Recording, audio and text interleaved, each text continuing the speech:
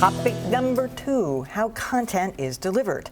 Will HBO's streaming video app point to a future of subscription TV without cable TV? What's at stake as the FCC considers whether to enforce net neutrality rules?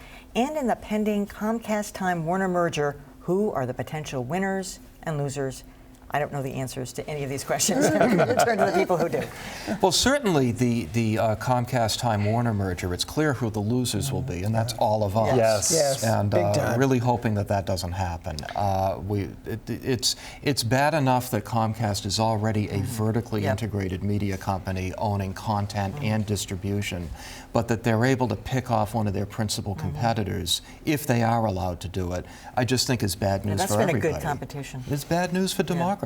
And aside from democracy, it's going to be very costly and horrible service. Comcast is worse than synonym of bad service. So it'll just go really, they won't even care that you exist.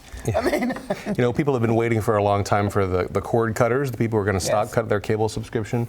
And that's happened to a certain degree, and products like HBO Go have allowed that to happen. It's really more the generation of cord nevers, the folks who grow up, who go away to college. They don't even think about getting cable. They're watching entirely on their laptops. Maybe they're having a television set that they're projecting a signal up onto from the internet. The real question mark is going to be, television has resisted this sort of technological disruption that has faced newspapers, resisted it very well, and largely because the interconnectivity of the networks, the producers, the individual stations, the cable companies, is so tightly woven that everybody makes a lot of money.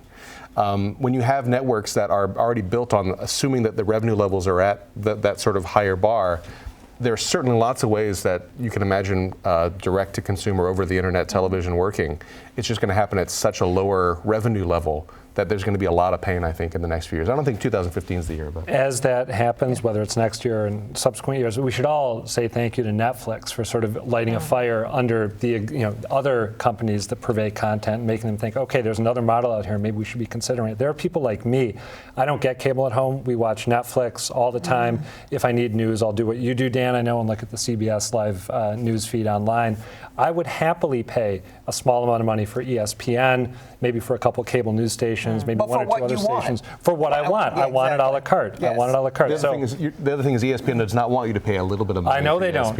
I know they don't. Every American who has a cable subscription is already paying $5. I'm just saying there are people like me who have chosen, because it's an insane amount of money to up for cable every month. And I don't know, you would know better than me, those numbers, my sense is, are going up. That more and more people are saying this is untenable. So there are people like me who'd like to pay a little rather than nothing. And most cable companies are actually pretty well positioned for that in a certain sense, because you're switching from that to the internet, which you're probably buying through the same cable company getting the cable television. Which is actually a great hook for me to say, I would love to see some politician go all Teddy Roosevelt on the cable companies.